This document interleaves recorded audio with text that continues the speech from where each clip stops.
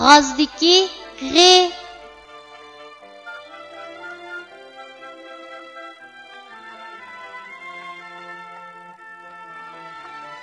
Bu harfning talaffuz qilinishi mundaq.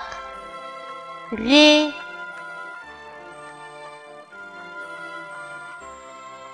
Endi bu harfni o'z ichiga olgan misollarni ko'rib o'tamiz. G'ining beshidan ulindigan shakli. Misol: g'ilab. G'ining bosh va oyog'idan ulindigan shakli. Misol: yomg'ir. G'ining oyog'idan ulindigan shakli. Misol: tig'. G'ining ayrim shakli. Misol: tog'.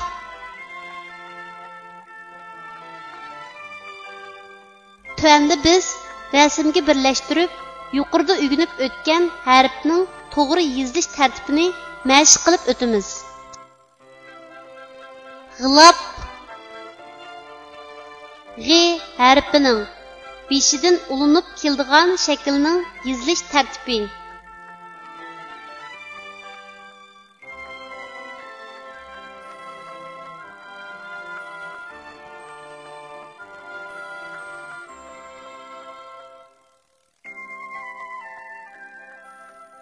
Yomg'ir. G'i harfining bosh va oyog'idan ulinib keladigan shaklning yozilish tartibi.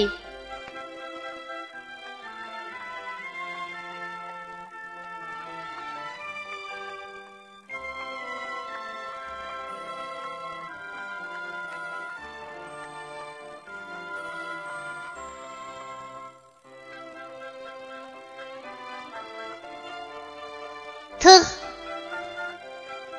G'i harfining oyog'idan ulinib keladigan shaklning yozilish tartibi.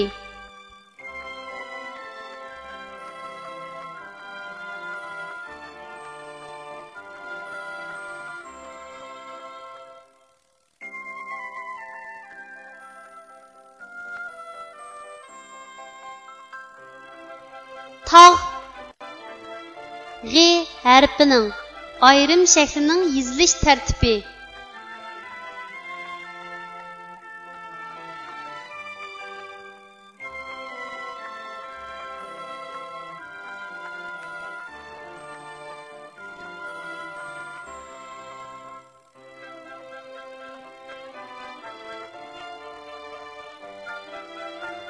Kichik do'stlar, tuandagi so'zlarni menga aytib o'qinglar. Bog', so'g', g'ar, chig', g'iz, eg'iz, cham, g'ur, chamg'ur, tam, g'a, tamg'a, g'un, cham, g'uncham.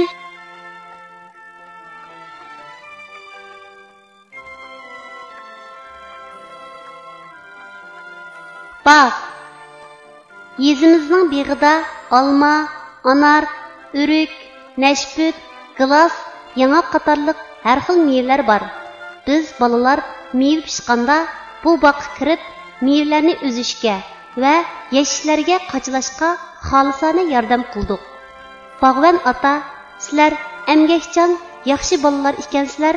Sizlarga rahmat dedi.